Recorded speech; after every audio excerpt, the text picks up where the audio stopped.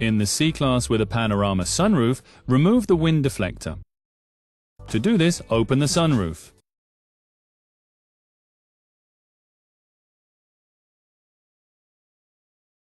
Using a suitable screwdriver, lift the retainer on the frame and push it backwards using a plastic wedge.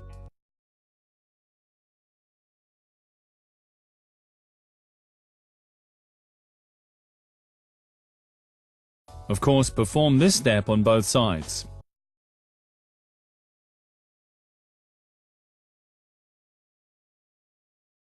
With the pull-out hook, unclip the frame of the panorama roof.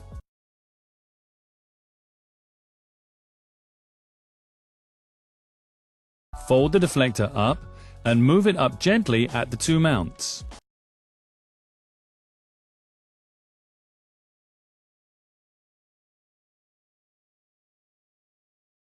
Then you can remove it.